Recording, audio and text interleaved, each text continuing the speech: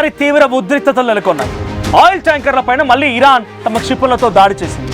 ఈ దాడిలో ఒక నౌక పూర్తిగా మంటలో చిక్కుని ఆ సముద్రంలోనే మునిగిపోగా ఈ దాడి తీవ్రత మరో నౌకపై పడింది. దీంతో రెండు నౌకలు కూడా పూర్తిగా దెబ్బతినిపోయాయి. రెండు చమర్ నౌకలు కూడా ధ్వంసం అయిపోయాయి. అయితే దాడికి గురైనటువంటి నౌకలు ఏ దేశానికి చెందినవనే దానిపైన ఇంకెటువంటి క్లారిటీ లేదు. సిబ్బంది ప్రాణాలతో ఉన్నారా లేదా వివరాలు లేదా ఇంకేదైనా జరిగిందనే వివరాలు కూడా ఇంకా సమాచారం రావడం లేదు. హార్ముజ్ జలసంధిలో ఉన్నటువంటి మార్గాలపైన ఓమన్తో వైపు అమెరికా చర్చలు జరుపుతోంది. ఇరాన్ ఈ సమయంలో దాడులు చేయడం ఒక్కసారిగా షాక్ గురి చేసింది. ఇరాన్ పెద్ద ఎత్తున ఈ దాడులకు పాల్పడుతోంది. ఒకసారి సీక్వెన్స్ ఆఫ్ ఈవెంట్స్ అసలు ఏం జరుగుతుంది అక్కడ, ఆ సీక్వెన్స్ ఆఫ్ ఈవెంట్స్ మీకు చెప్పే ప్రయత్నం చేస్తా. ఫస్ట్లీ స్ట్రైట్ ఆఫ్ హార్ముజ్ నుంచి ఎటువంటి నౌకను వెళ్ళనివ్వము, ఇది ఇరాన్ చెప్తున్నమాట. సో అనుకున్నట్టుగా ఎటువంటి నౌకలు వెళ్ళనివ్వడం లేదు. రోజు రోజుకి దీని తీవ్రత చాలా భయంకరంగా మారుతోంది. స్ట్రైట్ ఆఫ్ హార్ముజ్ మొత్తాన్ని కూడా ఆ రకంగా క్లోజ్ చేసి ఉంచడంతో ఎటువైపు నుంచి కూడా అటు నౌకలు రానివ్వడానికి వీలు లేకపోవడంతో కూడా కొంత ఉద్రిక్తత పరిస్థితులు నెలకొన్నాయి. రాకపోకలు పూర్తిగా అంతరాయం కలుగుతోంది. మహా అయితే రోజుకి ఒకటి లేదా రెండు నౌకలు మాత్రమే అటు ఇటుగా దాటగలుగుతున్నాయి. ఇకపోతే ఓమన్ రెడ్ సీ వైపుగా చూద్దాం. యెమెన్స్ రెడ్ సీ వైపుగా చూద్దాం. రెడ్ సీ వైపు చూస్తే కూడా ఇక్కడ బాబెల్ మండిని పూర్తిగా హౌతీలు తమ కంట్రోల్లోకి తీసుకునే ప్రయత్నం చేశారు. మొన్న ఈ మధ్య భారత నౌకపై కూడా అటాక్ జరిగింది. మీకు తెలిసిందే, రెడ్ సీలో ఒక భారత నౌకపై అటాక్ జరిగింది. ఇటు హౌతీలే డైరెక్ట్గా సౌదీపై అటాక్ చేస్తున్నారు. ఆరామ్కో ఆయిల్ రిఫైనరీపై అటాక్ చేశారు. ఇవన్నీ జరుగుతూ ఉన్నాయి. ఇదే సమయంలో అటు ఓమన్స్తో అమెరికా చర్చలు జరుపుతోంది. సో తమ జల సంబంధించినటువంటి హక్కులపైన ఏ రకంగా మనం ముందుకెళ్ళాలి, ఏంటి, ఎలా వెళ్తే బాగుంటుంది, జలసంధి మార్గాలపైన ఓమన్తో అమెరికా చర్చ జరిపిస్తుంది. అంటే ఇరాన్ యొక్క ప్రమేయం లేకుండా మనం ఈ ఓమన్ డెఫినెట్గా కూడా 32 కిలోమీటర్ 33 కిలోమీటర్ల జలసంధి ఉంది. దానికి ఈక్వల్ రేషియోలో కొంత ఓమన్కి అండ్ ఇరాన్కి హక్కులు ఉన్నాయి. సో ఓమన్తో చర్చలు జరపడం వెనుక ఉద్దేశం ఏంటంటే ఇరాన్ యొక్క జల మార్గంలోకి మనం వెళ్లకుండా, వాళ్ళ హక్కుల్లోకి వెళ్లకుండా ఓమన్ వైపు నుంచి మనం ఏదైనా స్ట్రైట్ ఆఫ్ హార్ముజ్ని ఓపెన్ చేయించవచ్చు అనే కోణంలో అమెరికా చర్చలు జరుపుతున్నట్టుగా ఉంది బహుశా. ఇదే సమయంలో దక్షిణ ఇరాన్ పైన, సౌతర్న్ ఇరాన్ పైన MQ-9 అనేటువంటి ఒక డ్రోన్, అమెరికాకు సంబంధించిన డ్రోన్ చక్కర్లు కొడుతుందంట. సో దీన్ని గమనించినటువంటి IRG సిబ్బంది దాన్ని కూడా పూర్తిగా పేల్చివేశారు. MQ-9 అనేటువంటి డ్రోన్, అమెరికాకు సంబంధించిన డ్రోన్ పూర్తిగా పటాపంచలు అయిపోయింది, పేలిపోయింది. ఈ పరిణామం ఇలా జరుగుతుండగానే దాన్ని తిప్పికొట్టడంలో భాగంగా మళ్ళీ ఇరాన్ స్ట్రైట్ ఆఫ్ హార్ముజ్ దగ్గర జరుగుతున్నటువంటి ఒక ట్రాన్స్పోర్టేషన్ వ్యవస్థని తన కంట్రోల్లోకి తీసుకుంది. కాబట్టి రెండు నౌకల్ని ఆ వచ్చేటువంటి మార్గంలో తమ క్షిపణులతో అటాక్ చేసింది. ఒకసారి ఆ విజువల్ మీరు RTV స్క్రీన్ పై చూస్తూ ఉన్నారు. ఆ నౌక నుంచి ఎటువంటి పొగలు కక్కుతూ ఉన్నాయి, మంటలు ఏ రకంగా చిక్కున్నాయి అనేది. ఈ నౌక ప్రభావం ఇంకో దాని కూడా పడింది. సో రెండు నౌకలు కూడా ఇప్పుడు చిక్కుకుపోయాయి, కంప్లీట్గా అవన్నీ కాలి బూడిదైపోయాయి. మరి ఈ నౌకలు ఏ దేశానికి సంబంధించినవి, ఎటువైపుగా వెళ్తున్నాయి, ఎటువైపుగా వస్తూ ఉన్నాయి, మరి ముఖ్యంగా ఈ క్రమంలో ఏం జరిగింది, సో ఏ దేశాలకు సంబంధించినటువంటి వ్యవస్థలు ఇప్పుడు కొంత ఈ నౌకలు పేరడం మూలంగా ఇబ్బంది పడ్డాయనేది మాత్రం ఇంకా ఎటువంటి క్లారిటీ లేదు. ఎంతమంది సిబ్బంది ఉన్నారో కూడా తెలియదు. ఇంకోవైపు హౌతీలు సౌదీపై అటాక్ చేస్తూ ఉన్నారు. సౌదీపై ఎటువంటి అటాక్ జరుగుతోంది? సౌదీ ఏం చేసింది, అలీ ఖమేనీ యొక్క అంత్యక్రియలకు వెళ్ళి వస్తున్నటువంటి ఒక విమానాన్ని సదా ఇంటర్నేషనల్ ఎయిర్పోర్ట్ పైన ల్యాండ్ అవ్వకుండా అడ్డుకుంది. సౌదీలు ఆ విమానం ల్యాండ్ అయ్యే సమయంలో కొందరిని ఇబ్బంది పెట్టారు. ఇక అక్కడి నుంచి మొదలైంది హౌతీ వర్సెస్ సౌదీల యొక్క వార్. మళ్ళీ తిరిగి పునఃప్రారంభమైంది. గతంలో కొన్ని రోజుల పాటుగా సైలెంట్ అయిపోయినట్టు కనిపించిన మళ్ళీ మూమెంట్ స్టార్ట్ అయింది. సో ఏం జరిగింది, అటువైపు ఇంటర్నేషనల్ ఎయిర్పోర్ట్ పైన, సౌదీ ఇంటర్నేషనల్ ఎయిర్పోర్ట్ పైన హౌతీలు అటాక్ చేయడం, ఆ తర్వాత ఆరామ్కో ఆయిల్ రిఫైనరీపై అటాక్ చేయడం, సౌదీ దాన్ని తిప్పికొట్టడం, మళ్ళీ హౌతీలని అంతమొందించే విధంగా రకరకాల ప్రయత్నాలు చేయడం. ఇదే గ్యాప్లో ఒక బిగ్గెస్ట్ అగ్రిమెంట్ కూడా కుదిరింది, మక్కా డిఫెన్స్ అగ్రిమెంట్. సో ఏంటి మక్కా డిఫెన్స్ అగ్రిమెంట్ అంటే, ఇప్పటికే పాకిస్తాన్, సౌదీ రెండు దేశాలు కూడా ఒకరిపై ఒకరు పూర్తి స్థాయి సహాయ సహకారాల కోసం ఒక ఒప్పందాన్ని కుదుర్చుకున్నాయి, మ్యూచువల్ డిఫెన్స్ అగ్రిమెంట్ అని చెప్పి. ఈ మ్యూచువల్ డిఫెన్స్ అగ్రిమెంట్ ప్రకారంగా గతంలో కుదిరిన అగ్రిమెంట్ ఏంటి అంటే, పాకిస్తాన్పై అటాక్ జరిగిన సౌదీ హెల్ప్ చేయాలి, సౌదీపై అటాక్ జరిగిన పాకిస్తాన్ హెల్ప్ చేయాలి. ఈ రెండు దేశాలు ఏ ఒక్కరి మీద ఏ చిన్న అటాక్ జరిగినా కూడా ఒకరికొకరు సహకరించుకుంటూ ఆ దేశాన్ని తిప్పికొట్టాలి అనేది వాళ్ళ ఉద్దేశం, మ్యూచువల్ డిఫెన్స్ అగ్రిమెంట్ అనేది. ఇప్పుడు మొన్న మక్కా అగ్రిమెంట్ కుదుర్చుకున్నారు. ఈ మక్కా అగ్రిమెంట్ ప్రకారం ఏంటి, ఎవరిపై ఒక అటాక్ జరిగినా కూడా ఇరు దేశాల రకంగా అయితే పోరాడాలనేదో, ఇరు దేశాలు కాస్త 3 దేశాలు అయిపోయి దాంట్లో కలిసిందే టర్కీ కూడా ఆ దేశాలతో కలిసి మక్కా డిఫెన్స్ అగ్రిమెంట్ ఒకటి తీసుకున్నాయి. సో ఈ మక్కా డిఫెన్స్ అగ్రిమెంట్ ప్రకారంగా ఏ ఒక్క దేశంపై అటాక్ జరిగినా మిగిలిన దేశాలు కూడా అటాక్ చేయాల్సిందే. మరి ఇప్పుడు సౌదీపై అటాక్ జరిగింది, ఆరామ్కో రిఫైనరీపై అటాక్ చేసింది హౌతీ. సౌదీలో కొంత ఇబ్బందికర వాతావరణమే ఉంది. రెడ్ సీ వైపు నుంచి ఎటువంటి ఎక్స్పోర్ట్స్ అండ్ ఇంపోర్ట్స్ లేకుండా అడ్డుకునే ప్రయత్నం హౌతీలు చేస్తున్నారు. అటువైపు స్ట్రైట్ ఆఫ్ హార్ముజ్ దగ్గర ఎటువంటి రాకపోకల్ని అనుమతించకుండా అటు ఇరాన్ కూడా వాటిని కాపుగాస్తోంది. ఈ నేపథ్యంలో మరి ఈ 3 దేశాల అగ్రిమెంట్ ప్రకారంగా ఇప్పుడు డైరెక్ట్గా యుద్ధంలోకి పాకిస్తాన్ ఆర్ టర్కీ వస్తాయా అనేది ఇక్కడ బిగ్గెస్ట్ క్వశ్చన్. ఇకపోతే స్ట్రైట్ ఆఫ్ హార్ముజ్ దగ్గర జరిగినటువంటి దారికి సంబంధించి ఒకసారి దృశ్యాలు చూద్దాం.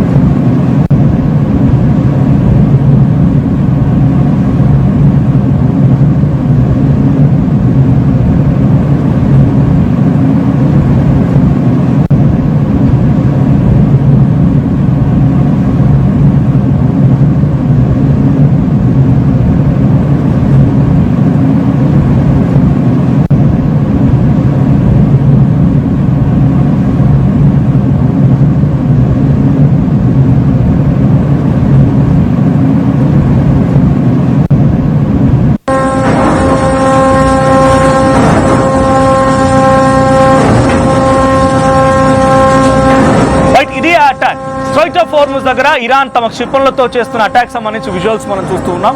2 నౌకలపై అటాక్ చేసింది. ఆ నౌకలు పూర్తిగా కూడా కాలి బూడిదైపోయాయి. సో ఇంకోటి చాలా దెబ్బతినింది. అయితే దీంట్లో ఎంతమంది ఉన్నారు, వారిని రక్షించారా లేదా, సిబ్బంది సంగతి ఏంటి, ఆ నౌక ఏ దేశానికి సంబంధించింది, ఏ దేశపు జెండాతో వస్తుంది, నౌక ఏంటనేది పూర్తి క్లారిటీ లేదు ఇంకా కూడా. కానీ ఇరాన్ చేస్తున్నటువంటి దాడికి మాత్రం డెఫినెట్గా అమెరికా తిప్పికొట్టే అవకాశం అయితే ఉంది. స్ట్రైట్ ఆఫ్ హార్ముజ్ని కంప్లీట్గా తమ కబంధ హస్తాల మధ్యలో పెట్టుకొని ఎటువంటి రాకపోకలు లేకుండా. టేకింగ్ అన్ ఎగ్జాంపుల్, మనం స్ట్రైట్ ఆఫ్ హార్ముజ్ తీసుకుంటే స్ట్రైట్ ఆఫ్ హార్ముజ్ నుంచి ప్రపంచ దేశాలకు సంబంధించిన 20% ఆయిల్ ఎక్స్పోర్ట్స్ ఇక్కడ నుంచి జరుగుతూ ఉంటాయి. గల్ఫ్ కంట్రీస్ నుంచి మేబీ జోర్డాన్ కానివ్వండి, లేకపోతే ఇరాక్ కానివ్వండి, ఇరాన్, తర్వాత ఓమన్, దుబాయ్, సౌదీ, ఖతార్, కువైట్, బహ్రాన్, బనామా ఈ దేశాల నుంచి ఎక్స్పోర్ట్ అయ్యేటువంటి ఆయిల్ కూడా ఈ యొక్క జలసంధి నుంచి రావాల్సిందే. ఇప్పుడు ఈ జలసంధి కంప్లీట్గా ఇరాన్ ఆక్యుపేషన్లో, ఇరాన్ అండర్లో ఉంది, కంట్రోల్లో ఉందన్నప్పుడు ఈ 20% ఆయిల్ సప్లై ఎలా జరుగుతుంది అంటే ఎన్ని దేశాలు ఇబ్బంది పడిపోతున్నాయి. Next speaking about Red Sea దగ్గర బాబెల్ మండెబ్ అని ఉంది సేమ్. సో బాబెల్ మండెబ్ దగ్గర హౌతీలు కాపు కాసుకొని కూర్చున్నారు. మరి ఇటువైపు నుంచి ఏమేమి వస్తాయంటే ఇటువైపు నుంచి ఇజ్రాయిల్ కావచ్చు, లేకపోతే అటువైపు నుంచి సౌదీ నుంచి కావచ్చు, తర్వాత యెమెన్స్ నుంచి కావచ్చు, ఈ దేశాల నుంచి వచ్చే జోర్డాన్ నుంచి కావచ్చు, ఈ దేశాల నుంచి వచ్చేటువంటి ఆయిల్ సప్లై సుమారుగా 16 to 18% త్రూ వరల్డ్ వైడ్. అంటే ఈ 2 జలసంధుల దగ్గర నుంచి సుమారుగా ప్రపంచ దేశాలకు సప్లై అయ్యేటువంటి 35 నుంచి 40% ఆయిల్ వెళ్తోంది. ఈ 2 జలసంధులు, ఈ 2 మార్గాలు కూడా ఇరాన్ తమ డైరెక్ట్ ఆర్ ఇండైరెక్ట్ కంట్రోల్లోకి తీసుకుంది. అంటే ఇరాన్ ఎంతటి ఇంపాక్ట్ చూపించగలుగుతుందో అర్థమవుతుంది. ఇక్కడ కంప్లీట్గా ఇరాన్ తీసుకున్నటువంటి ఈ నిర్ణయం ప్రపంచ దేశాలపై చాలా పెను ప్రభావం చూపించబోతోంది. అమెరికా ఏం చేస్తోంది, ఇక ఇలాగైనా సరే ఇరాన్ని ఈ దెబ్బతో తప్ప మనం కంట్రోల్ చేయలేము, ఇరాన్ మొత్తం తమ చేజెక్కించుకోవాలని చెప్పి సుమారుగా ఫిబ్రవరి 28న మొదలైనటువంటి యుద్ధం అంచెలంచెలుగా జరుగుతూ తీవ్రంగా కొనసాగుతూ అది మొన్న ఒక 20 రోజుల క్రితం వరకు కొంత అండర్స్టాండింగ్ అనే రూపంలో ఒక 2-3 రోజుల పాటుగా ఫుల్ స్టాప్ పెట్టినా ఆ తర్వాత మళ్ళీ యుద్ధం మొదలైంది. సో ఇప్పుడు మళ్ళీ యుద్ధం జరుగుతూనే ఉంది. డైరెక్ట్గా మిసైళ్ళు ఏ రకంగా పడుతూ ఉన్నాయో ఇరాన్కి సంబంధించినటువంటి ఆ మిసైల్ ఇప్పుడు మనం లేటెస్ట్ అప్డేట్ ప్రకారంగా ఆ నౌకలపై పడ్డ తీరును అర్థం చేసుకోవచ్చు యుద్ధం ఏ రకంగా జరుగుతుందనేది. ఇక దక్షిణ ఇరాన్ పైన అమెరికా తమ డ్రోన్ తిప్పుతూ అక్కడ ఉన్నటువంటి సమాచారాన్ని తెలుసుకునే ప్రయత్నం అమెరికా చేస్తూ ఉంటే దాన్ని తిప్పి కొట్టడంలో ఇరాన్ IRGC కమాండెంట్స్ ఆ డ్రోన్ను కూడా తిప్పికొట్టేశారు. ఇంకోవైపు సౌదీ కూడా పాకిస్తాన్, టర్కీలతో మక్కా డిఫెన్స్ అగ్రిమెంట్ని కుదుర్చుకోవడం, ఇలా 1-2 ఇన్ని రకాల పరిణామాలు ఆ దేశాల చుట్టే జరుగుతున్నాయి. సో ఇవన్నీ చూస్తూ ఉంటే in future there might be a biggest war అది మనం లైవ్గా విట్నెస్ చేయబోతున్నాము అని అనిపిస్తోంది. ఒకరి తర్వాత ఒకరు యుద్ధంలోకి దిగడం కానీ, అటు రష్యా ఏం చేస్తుంది, డైరెక్ట్గా ఇరాన్కి ఒక చిన్న మార్గం, చిన్న సరస్సు లాంటి మార్గంని ఉపయోగించుకొని డైరెక్ట్గా ఆ ఆయుధాలు సప్లై చేస్తున్నది అమెరికా వాదన. ఇక చైనా కూడా ఒక మార్గాన్ని ఎంచుకుంది, పాకిస్తాన్ మీదుగా ఇరాన్కి సహాయ సహకారాలు అందించడానికి అనేది ఇంకొక చర్చ. ఇలా ఒకటా రెండా ఇన్ని దేశాలు యుద్ధంలోకి దిగి ఒకదానికొక డైరెక్ట్గా యుద్ధంలోకి దిగడం కానీ ఇండైరెక్ట్గా ఆయుధాలు సమకూర్చడం కానీ ఇవన్నీ పరిణామాలు చూస్తుంటే రోజు రోజుకి యుద్ధం తీవ్రత ఎటువైపు వెళ్తుందో అనేటువంటి ఆందోళన అయితే కలుగుతోంది. సో ప్రపంచంలో మరొక బిగ్గెస్ట్ వార్ రాబోతోందా అనేటువంటి, అంటే ఎవరు ఇంతవరకు చూడనటువంటి ఒక భయంకరమైన మూడో ప్రపంచ యుద్ధానికి దారి తీయబోతుందా అనేటువంటి సందేహాలు కూడా కలుగుతూ ఉన్నాయి.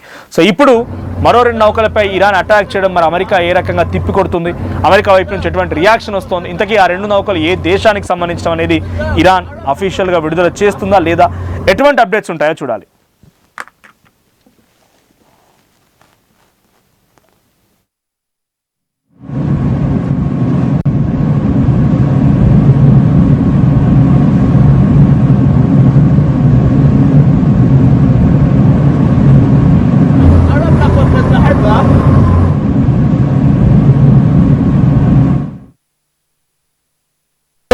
పండుగ జోర్దార్గా చేయాలని ఆలోచన చేస్తున్నారా? అయితే కిసాన్ ఫ్యాషన్ మాల్ లో అద్రిపోయే ఆఫర్లున్నాయి. జోర్దార్గా షాపింగ్ చేయండి. పండుగ అయినా దావత్ అయినా పట్టైనా ఫ్యాషన్ అయినా కిసాన్ ఫ్యాషన్ మాల్.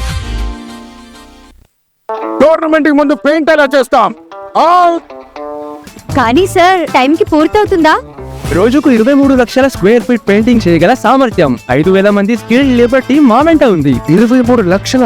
అవును, ప్రపంచ స్థాయి రంగులు, అద్భుతమైన షేడ్స్ తో భారతదేశపు అసలైన పెయింట్ మరియు పెయింటింగ్ శక్తిని మేమే VR techno paints.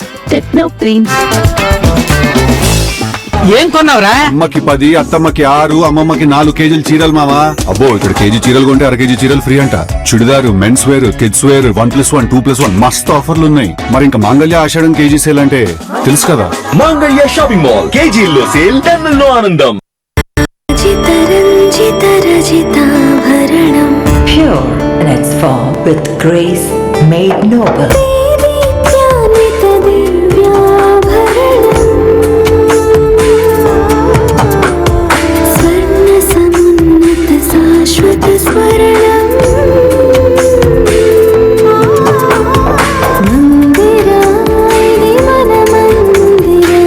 Mandira Premium Silver Jewelry by Manipali.